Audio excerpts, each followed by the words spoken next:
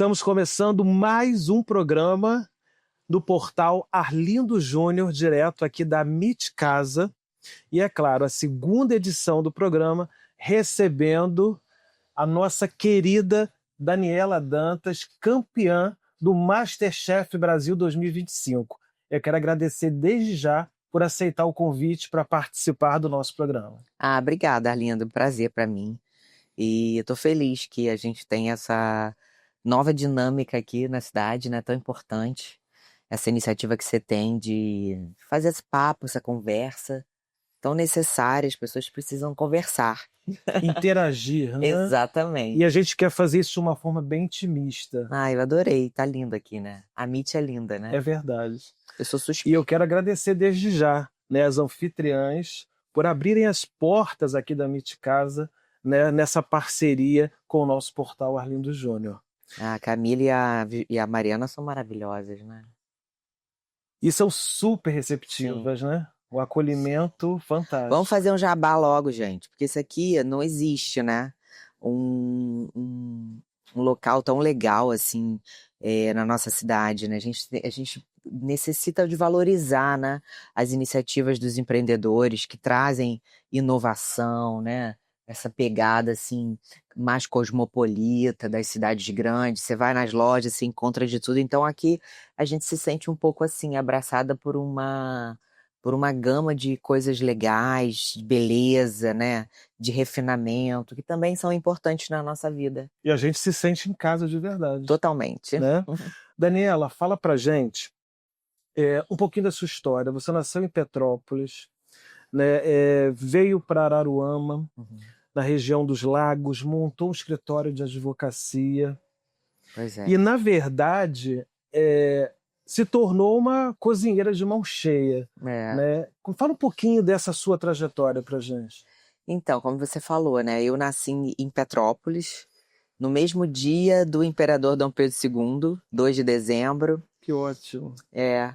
E, bom, cresci um pouco em Petrópolis, depois no Rio, estudei no Rio de Janeiro, me formei em Direito no Rio de Janeiro. E em 2005, eu vim dos Estados Unidos para cá, onde eu morei um período curto, e aí abri o escritório de advocacia aqui. E sempre foi a minha maior atividade, minha atividade única, na verdade, principal, profissional, a advocacia. E eu comecei aqui em Araruama, numa área que que não era muito comum para os advogados aqui, que era essa coisa que hoje todo mundo conhece como compliance, né? Um conjunto de normas que você trabalha nas empresas de uma maneira preventiva, evitando processos não só administrativos, mas também judiciais, e auxiliando os empresários. Então eu fui meio que na contramão do que a maioria dos escritórios de advocacia fazia aqui naquela época que eu vim para cá. Sempre uma vanguarda, né? Vamos dizer assim. E eu sempre tive um pensamento muito inquieto em tudo, né? E eu sempre gostei de pesquisar muito, de estudar muito e ter esse olhar, assim, que é um pouco de um olhar mais corajoso, sabe? Mais arrojado para determinadas ideias que nem todo mundo acha que vai funcionar, mas na minha cabeça elas têm que funcionar, né? E a gastronomia, ela sempre existiu na minha vida, né? Minha avó materna cozinhava muito, paterna, cozinhava muito Dona Lourdes Marchiori, que também é lá de Petrópolis, Você herdou dela isso? Eu acho que eu herdei dela, realmente, assim. Eu tenho outra prima que cozinha, né? Lúcia, que mora em São Paulo, mas eu acho, assim, que de todas as minhas primas, eu sou a que realmente mais gosto, realmente, da cozinha.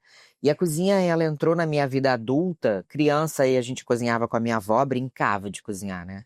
Porque antigamente não era como hoje, que as crianças são incentivadas a cozinhar. Antigamente era proibido chegar perto do fogão, né? Não podia pegar na faca. Hoje os pais incentivam. E também a tecnologia ajudou muito, porque hoje você tem os fogões de indução, você tem as facas de cerâmica que não cortam tanto, então as crianças conseguem manusear. Na nossa época, na minha época, era quase que proibido assim, uma criança pegar e ir para um fogão cozinhar. E ser cozinheiro, então, eu acho que se acontecesse de eu falar pro meu pai, eu quero ser cozinheiro, eu acho que ele me trancava num quarto e falava, vai se curar desse trauma aí, que você não vai ganhar dinheiro na vida, né, sendo cozinheira.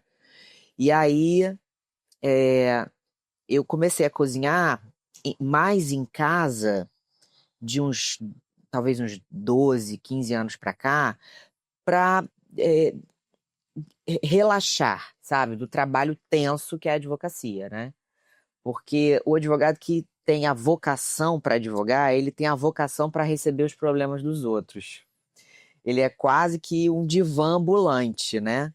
Porque você não só absorve aquela urgência do resolver problemas, mas também, de certa forma, no meu caso, eu assumia uma necessidade de resolver, sabe? Que muitas vezes é difícil para o advogado, porque nós não temos o controle final do processo, né?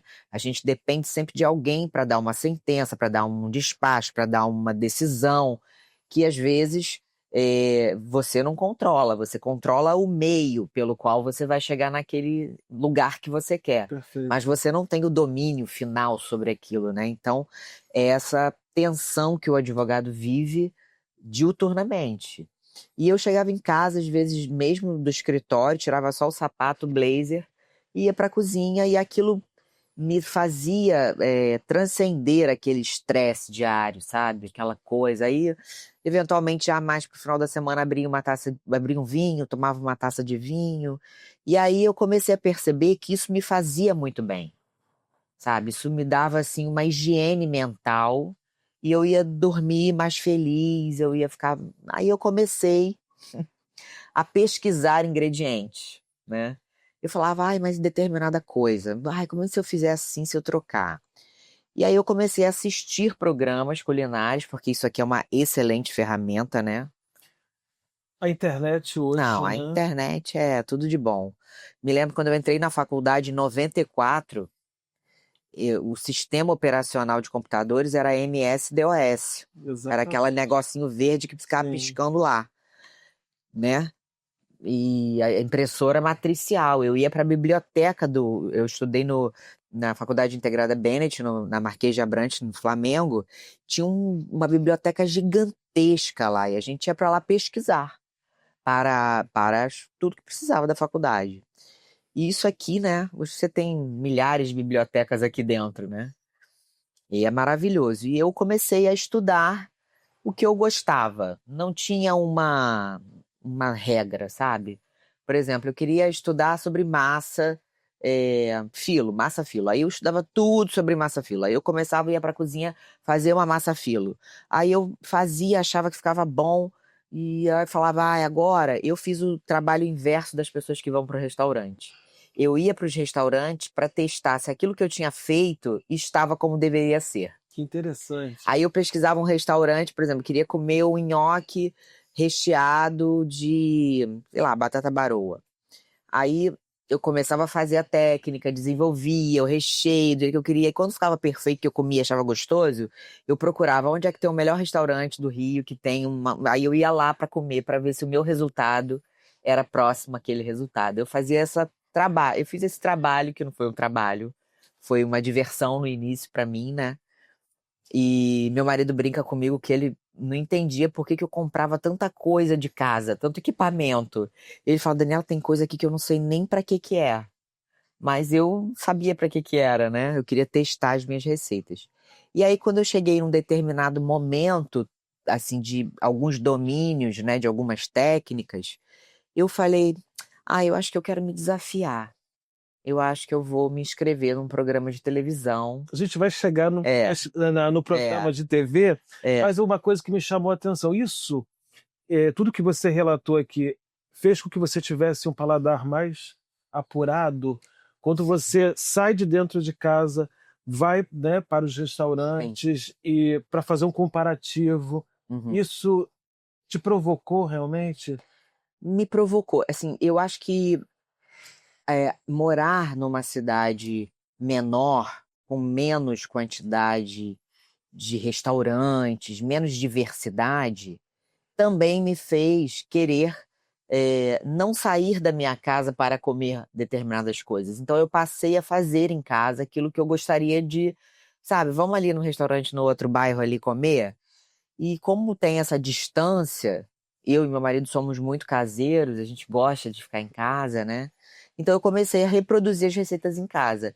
E aí o meu paladar, ele foi muito ampliado. Eu sempre fui uma pessoa de gostar de experimentar coisas, né? Eu nunca olhei para uma comida e falei, nossa, não vou comer. Sabe? Eu não tenho esse preconceito gastronômico de cheiro e de paladar. Eu tenho talvez uma característica que foi muito importante para mim nessa minha trajetória, que é o olfato. Eu tenho um olfato muito aguçado, muito mesmo. Assim, de eu conseguir identificar notas e coisas que normalmente as pessoas média não conseguem fazer, né? E agora estudando, né, conhecendo chefes que estudam gastronomia há anos, décadas, eles me dizem que eu tenho um paladar amplo, né?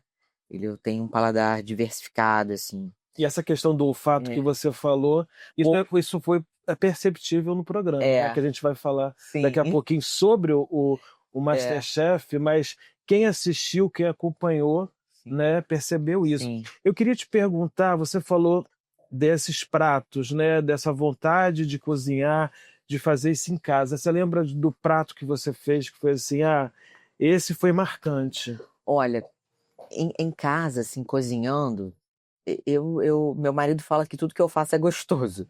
Mas eu acho que ele coitado, ele me é cobaia, ele já comeu muita comida ruim.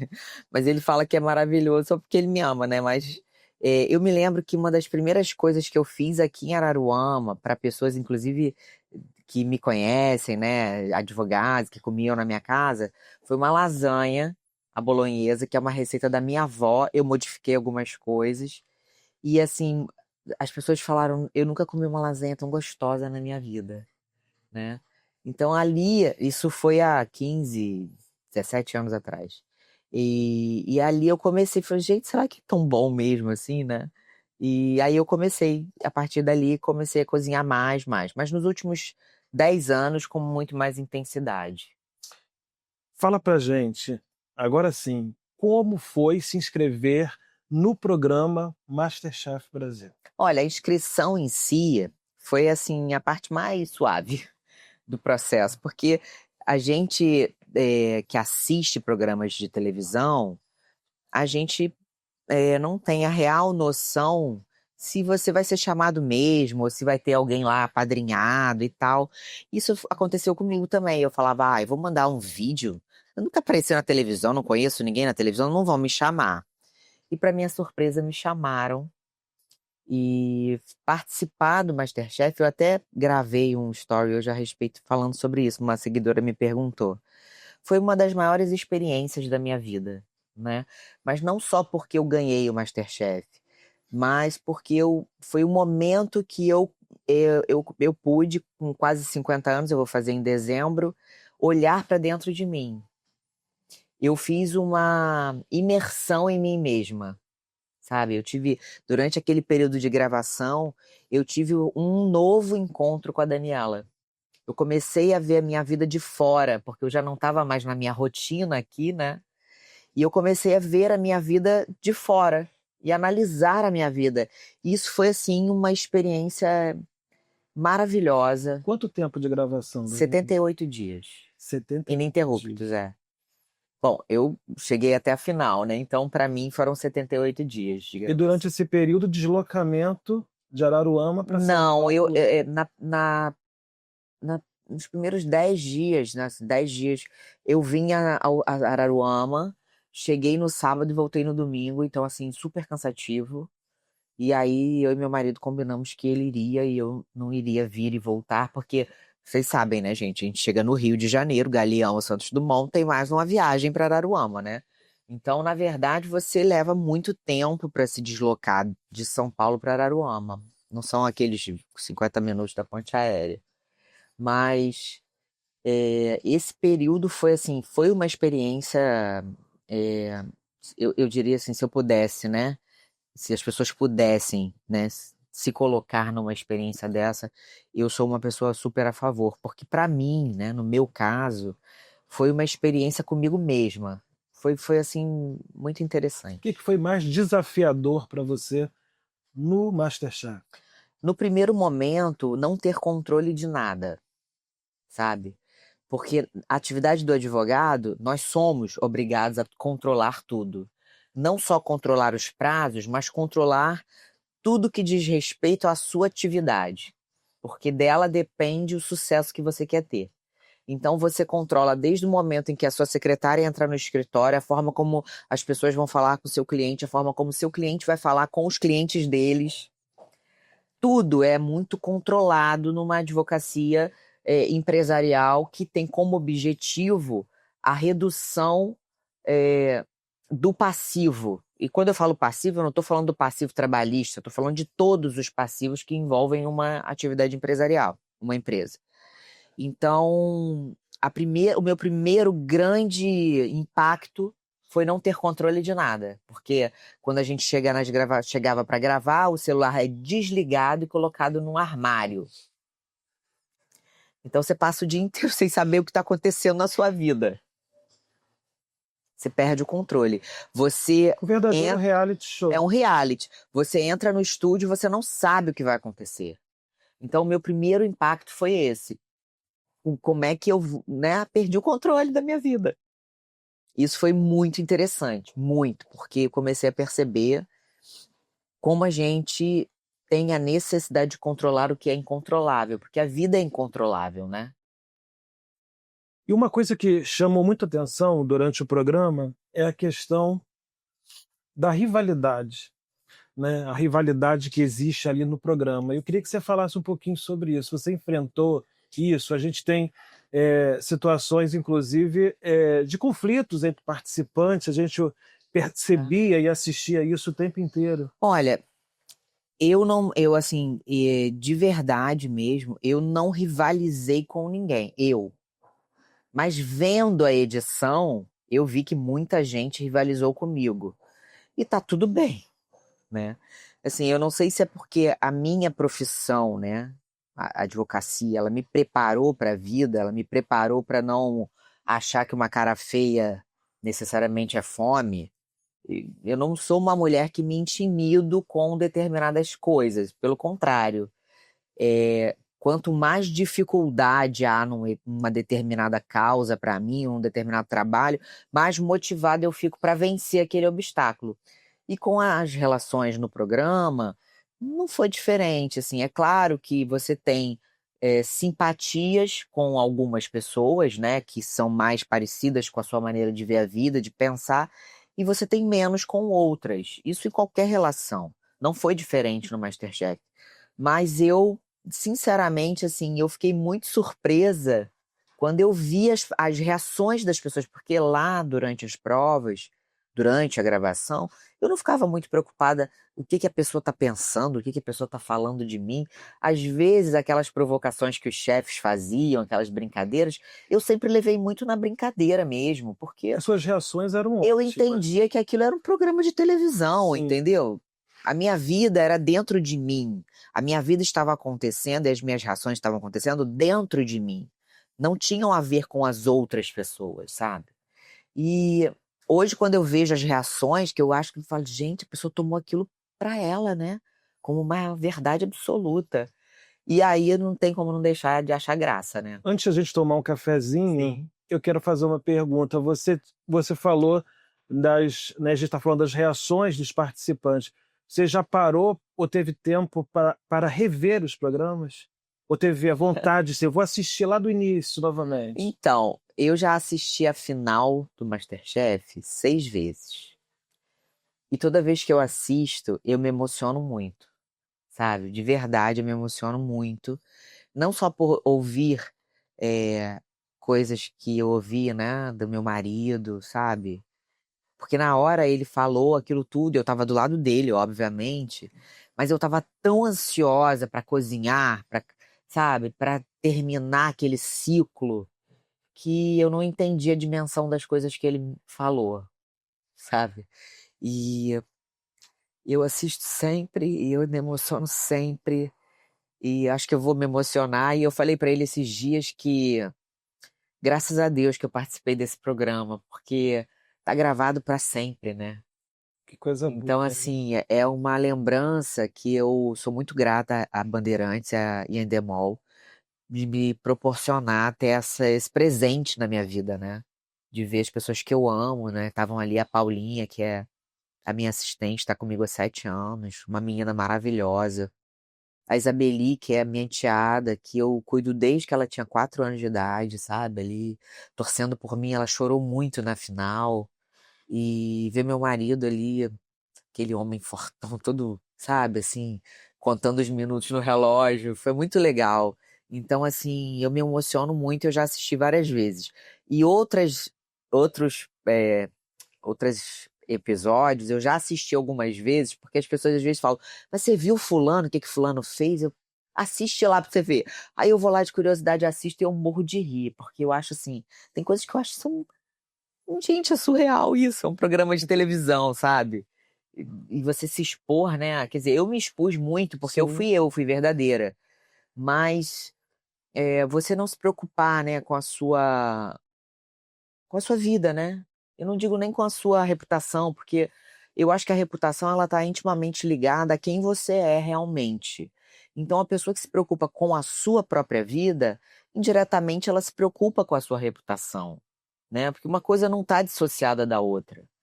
E eu me preocupei com a minha vida ali. Daniela, você acha que foi sabotada pelos participantes no programa, no MasterChef? Olha, eu não diria que eu fui sabotada, porque a sabotagem tem que funcionar para ela acontecer, né?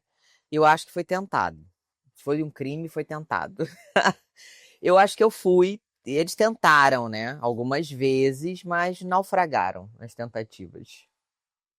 Porque, na verdade, a gente via o tempo inteiro, durante o programa, essas tentativas, né? Uhum.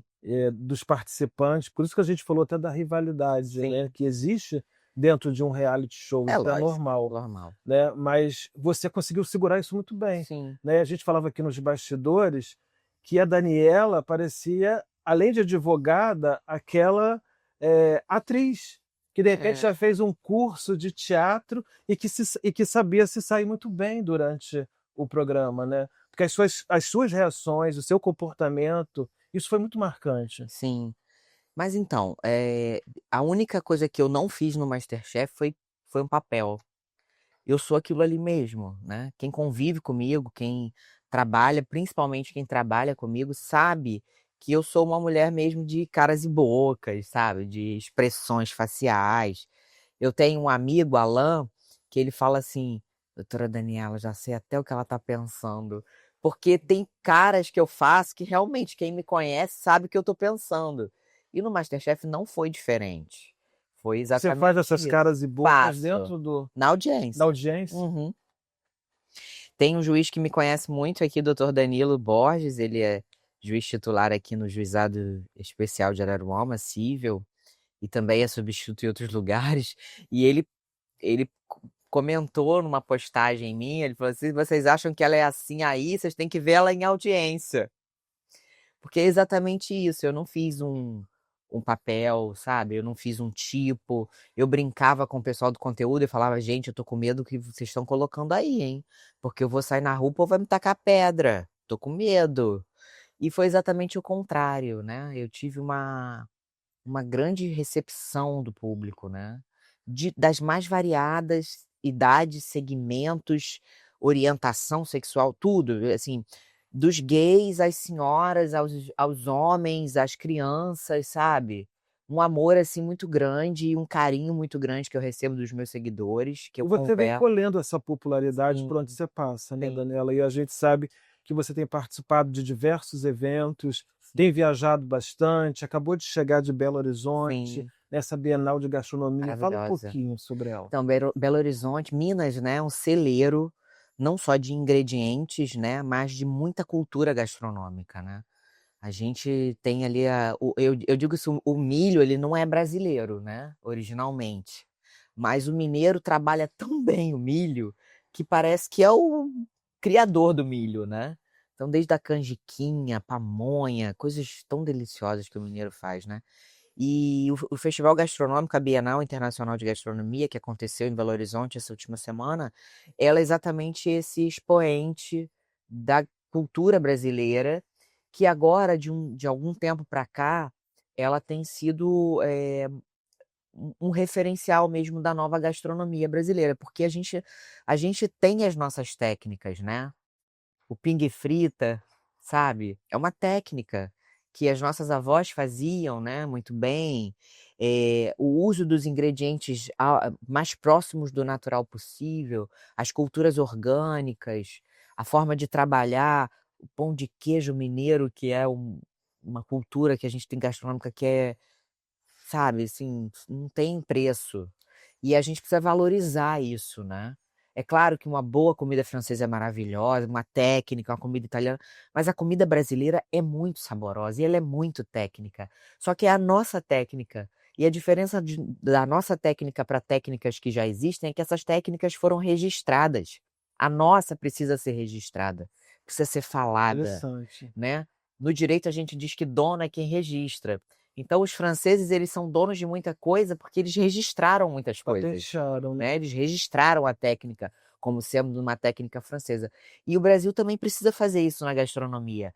Nós precisamos transformar as nossas técnicas culturais, ancestrais, né, dos índios, portugueses, do povo escravizado que veio para o Brasil, que também tem a gastronomia muito presente na nossa cultura. Nós precisamos registrar isso para nos tornarmos donos desse arsenal, cultural, gastronômico que é o Brasil. Me diz uma coisa, curiosidade, tenho certeza que você que está assistindo a gente quer saber.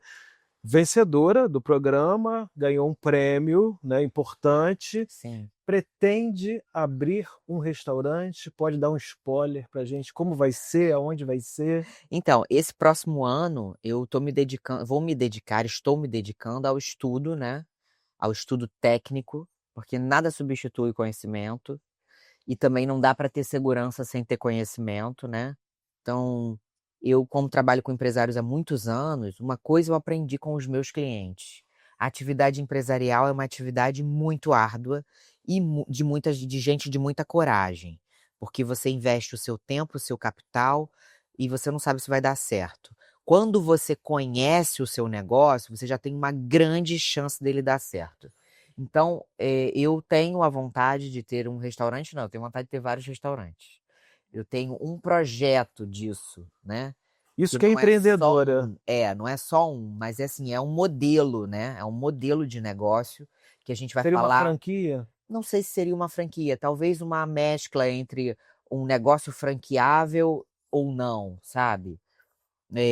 Que é uma tendência, inclusive, em outros países, de você ter uma espécie de franquia mista, em que você, vai franquear apenas o conhecimento técnico, né, o modelo de como fazer, mas a gestão propriamente dita, ela é exclusiva daquela pessoa que vai investir o capital. É um modelo de negócio novo, e eu acho que é uma tendência. Mas nesse primeiro momento agora, uma parte do que eu ganhei eu estou investindo no meu conhecimento, porque aliás isso é a única coisa que a gente deve fazer mesmo. E a outra parte eu vou deixar de uma forma que a gente possa dar início a esse processo, entendendo que as coisas precisam ser perenes. Eu sou uma mulher que gosto de coisas que se prolongam na vida. Eu não gosto de começar uma coisa e agora daqui a pouco terminar. Então, assim, se eu resolver fazer, eu quero fazer de uma maneira que vá ser referência, vá ser perene, vai impactar a vida das pessoas, vai transformar as pessoas, sabe? Pensou no modelo desse? Olha, a gente vai lançar agora, eu estou com alguns projetos para a primeira pausa que eu terei do meu curso, né. A gente tem uma primeira fase, depois eu tenho uma pausa. Então eu vou fazer uma série de cursos aqui em Araruama, aqui na região, de massas e molho. Vou ensinar para as pessoas a cozinharem uma massa fresca, de boa qualidade, e esse vai ser o primeiro projeto para a gente começar a conhecer essa esses entendedores e apreciadores de comida, de gastronomia. Fala pra gente uma coisa, qual é seu prato predileto? Ah, difícil. Muito difícil. Eu sou boa de boca, né. Olha, eu gosto muito de massas e frutos do mar, em geral. Então, assim, não existe um preferido, né. Mas eu sou uma amante das massas, eu acho que, graças a Deus que Marco Polo trouxe a massa da China para a Itália e os italianos aperfeiçoaram muito bem. E eu sou muito amante de massa. Eu não só gosto de fazer, como eu gosto de comer. E frutos do mar, eu sou. Assim, se eu tivesse que escolher uma proteína na minha vida, seria o camarão. Pequeno, grande, com casca, sem casca. Eu sou apaixonada por camarão. E assim, se tiver que cozinhar camarão todo dia, eu cozinho feliz. Nas entrevistas que a gente assistiu, você fala muito sobre isso, né? Muito. Você é amante realmente Frutos de do frutos do mar, mar sou. e do camarão. Polvo, pescados em geral também, né? Peixes, assim. Eu gosto de peixe de pele, de escama, de rio, de lagoa, de mar. Eu gosto de caranguejo, sabe? Eu sou uma mulher das águas, sabe? Realmente, assim, meu menu da final chamou muitas águas, né? É uma referência espiritual, mas é também um pouco do que eu gosto de cozinhar. Eu gosto de coisas do mar. Eu me lembro quando eu era criança, eu ia para Salvador e meu pai tinha que me tirar da água, porque eu gostava de ficar no mar mesmo, mergulhando. Às vezes meus dedos ficavam todos, sabe? Macerados ali da água. Eu sou uma mulher de água, eu gosto de água. E por você morar aqui na região dos Nossa! lagos, você acha que esse projeto seu tenha muito a ver com isso, Tem, com frutos do mar? tem super a ver. E eu acho assim que nós precisamos valorizar o que a gente tem na regionalidade, Perfeito. né? Então, assim, é possível fazer uma alta gastronomia com o que você tem aqui? É super possível. Exemplo disso é o Duas Estrelas que nós temos no Rio de Janeiro, o La Sai, né? O Rafa Costa e Silva, que é um excelente chefe de cozinha, ele planta organicamente tudo que ele vende no restaurante dele. Então ele conta com a sazonalidade. Sazonalidade é uma das tendências da alta gastronomia. Então a gente pode ter muita coisa muito gostosa com ingredientes regionais, com produtores locais, porque isso não só melhora a sua qualidade gastronômica, como também fomenta a cultura e a economia do local. Melhora em tudo, a logística, a Desenvolvimento distribuição, o turístico. desenvolvimento. Não existe turismo sem gastronomia. Isso é um fato. Se você for olhar para todas as cidades mais visitadas no mundo, todas elas têm uma ampla rede de restaurantes, bares, lanchonetes, porque o turismo ele é medido em duas parcelas: locais, hotel e gastronomia. Quer dizer, hotel e gastronomia estão ali juntos, né? Porque normalmente onde você tem um hotel, você tem um bom restaurante, você tem uma boa cafeteria. E eu acho que é esse o ponto nodal que a nossa região ainda precisa melhorar muito. Mas você não acha que o problema está na mão de obra? Eu acho que a mão de obra é um dos problemas. Mas esse não é um problema só da nossa região. Esse é um problema do Brasil, né? A qualificação da mão de obra é um problema nacional. E aí a gente vai ficar discorrendo aqui sobre muitas coisas. Sim. Mas eu acho que numa cidade que tem uma vocação turística como a nossa, é um dever realmente do poder público e um dever da classe empresarial enxergar isso como um objeto a ser alcançado, para a gente mudar a nossa realidade, né? Para nós sairmos. Para alavancar também, né, o Exatamente. turismo. E sairmos de um ostracismo, né? Assim, nós temos uma lagoa belíssima, lindíssima, com uma potência turística, com uma potência gastronômica gigante, né? E a gente tem ainda muito pouco investimento, não só investimento público, principalmente, mas investimento em qualificação técnica, em, em subsídios para que os empresários possam ali colocar o seu capital de uma maneira. Já melhoramos muito, né? Já melhoramos assim absurdamente. Mas se a gente voltar ali para o início do século XX, que você vê a construção aqui do hotel, do Parque Hotel, olha, veja bem, olha a construção que se fez aqui na década de 40 no Parque Hotel. Mega, né? Era para ser um cassino, Sim, estilo né? nômade, tem uma história, Sabe? né? Tem uma história. Então, assim, você vê que antes mesmo de se falar de tudo isso que a gastronomia transformou o Brasil e o mundo, já existia esse fomento, né, intelectual, Assis Chateaubriand, pessoas super inteligentes que achavam que isso aqui era uma potência, e é realmente uma potência, não mudou. O que muda é o olhar, o que muda é a forma de você enxergar a necessidade e também o objetivo que você quer levar não só a cidade, mas toda a população da cidade, porque a cidade ela não existe por si só. Ela existe porque tem um povo que vive nela e que se retrofaz com ela, né? Ele tá ali, ele tá consumindo, ele tá produzindo, ele tá melhorando, ele tá criando, ele tá ampliando.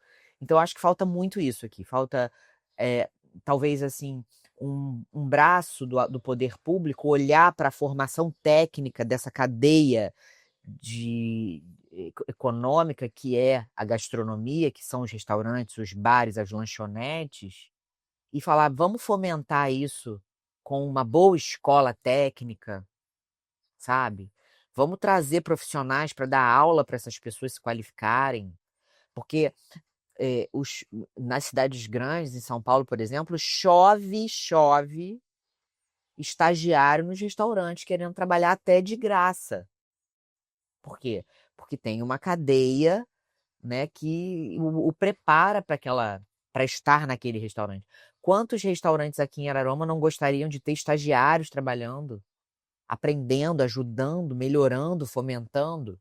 Mas não existe uma formação Um técnica. investimento, na verdade, nos cursos. Exatamente. E assim, eu posso falar porque eu tenho conhecimento técnico para falar sobre isso, né? Os empresários do ramo gastronômico da cidade, muitos eu conheço, trabalho para alguns, eles investem em treinamento pesadamente. E isso é, assim, fica muito nítido que nós precisamos trabalhar isso na nossa cidade, não só para melhoria da formação técnica dos jovens, mas também para fomentar a atividade econômica, que é importante para gerar renda, para gerar receita para o município, né? Para melhorar a vida das pessoas. Quantos e quantos talentos a gente não está deixando de descobrir porque a atividade está ali meia boca, não funciona, né. Você quer abrir um restaurante, tem dificuldade para tirar um alvará, você quer, né, já melhoramos muito, né, as juntas comerciais agora você já consegue abrir uma pessoa jurídica aí até em 48 horas. Mas aí você se esbarra na vigilância sanitária, aí você não tem uma qualificação preparada para você já gerar toda aquela quantidade de certificados e licenças que você precisa ter. Então, assim, é necessário, de repente, Menos burocracia. menos assim, projetos de lei que favoreçam a abertura de empresas que vão trabalhar. Porque, claro, a gente tem que pensar que o restaurante ele precisa de segurança também, né? A segurança alimentar ela está ligada à vigilância sanitária, é importante, é necessário que tenha, mas existem mecanismos de você melhorar isso, melhorar o trânsito disso, né? A burocracia, que às vezes mata o empresário. Perfeito. A gente está quase chegando no finalzinho do nosso programa, o papo está ótimo, mas eu preciso falar também de uma experiência incrível que você teve aqui na Meet Casa, Ai, preparando um prato tão especial para as foi, anfitriãs. Como é que foi isso? foi uma delícia. Eu amo essa loja aqui, eu amo essa empresa, né? Eu amo o conceito dessa empresa, né? Eu falo pro meu marido que eu fico mais feliz comprando coisa para cozinha do que comprando uma bolsa. E é verdade, eu gosto muito, porque cozinhar aqui para elas, eu fiz uma massa com camarões. E eu mostrei para elas aqui como poucos ingredientes, né? A gente tem um mercado municipal aqui que tem ótimas peixarias, peixe fresco, camarão fresco. Não é caro, sabe? Não é absurdamente caro como as pessoas acham. Aliás, é muito mais barato do que as pessoas acham. E como ingredientes simples, farinha de trigo, água, um pouco de azeite de oliva, tomate, se transformam num super prato sofisticado, gostoso, saboroso, fresco. E foi delicioso cozinhar aqui para elas. A gente fez um vídeo bem amador, assim, uma coisa bem assim, cozinhando em casa, né? E ficou lindo. Você viu a massa, né? A gente abrindo Eu uma. assisti o vídeo maravilhoso. Tava gostoso. Uma dica para quem é fã, que ama gastronomia, quer entrar no ramo, queria que você deixasse essa mensagem aqui para quem está assistindo a gente. Olha, eu sempre falo isso, nada substitui o conhecimento. Então, assim, cozinhe, leia, visite restaurantes, visite mais de uma vez, porque a comida, ela não é ultraprocessada como a gente compra no pacotinho no mercado. Então, você pode ir um dia no restaurante, o chefe não estava legal, não é o ideal. O restaurante tem que ter padrão, mas dê mais uma oportunidade, veja, pesquise o que você gosta, né? Reproduza em casa, faça, vá ao mercado, converse com o peixeiro. Eu faço isso muito. Cabeludo, um beijo. E o cabeludo deve estar E eu assistindo a brigo gente com lá no ele pra Mercado caramba. Municipal. E eu brigo com ele. Eu falo, não gostei. Ou então, parabéns, tá muito bom.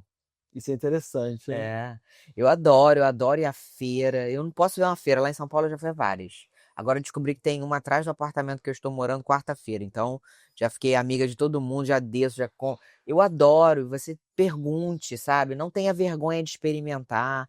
Quando eu não conheço alguma coisa, eu pergunto mesmo na cara de pau, isso aqui é o quê? Vem da onde? Planta onde? Nasce como? E é isso, é essa curiosidade pela vida, a curiosidade de viver. Porque a vida só tem vida se ela é vivida, né? Porque tem gente Perfeito. que tá vivo e tá morto. Incrível, né? Conversar com essa mulher. Mulher empreendedora, né? Advogada, campeã do MasterChef Brasil. Aliás, eu quero agradecer aqui o carinho de toda a equipe, né, da Endemol. Agradecer também a Band por ceder também, né, por autorizar a participação da Sim. Daniela Dantas aqui no nosso programa, no portal Arlindo Júnior, no nosso segundo programa, né? E eu quero agradecer desde já, Daniela, Ah, é um prazer. estar aqui comigo, bater esse papo, falar um pouquinho da sua vida, da sua história e dessa sua participação maravilhosa, desejando muito sucesso para você nessa caminhada. Ah, sou eu que agradeço. Você é um querido. Acompanho sua trajetória aqui em Araruama há muitos anos, né, Arlindo? Você tá resgatando essa comunicação tão amistosa, tão intimista, tão necessária, né? Que as pessoas não querem mais aquele padrão, né? As pessoas não querem mais. Fala que eu respondo. Fala, não, não, não. As pessoas querem naturalidade, querem olhar para você e falar, ai, que bom que eu posso falar o que eu quero. Isso aí. Isso aí. Obrigado Muito pelo carinho. obrigada, eu que agradeço, imagina. Curta, siga, compartilhe. Né? É muito importante que você acompanhe a gente nas redes sociais, né? No YouTube, no Facebook, no Instagram. É o portal Arlindo Júnior com essa nova proposta, né, de entrevista, de bate-papo. E é claro que eu vou contar, né? Quero contar e vou contar sempre com a sua audiência. Até o próximo programa.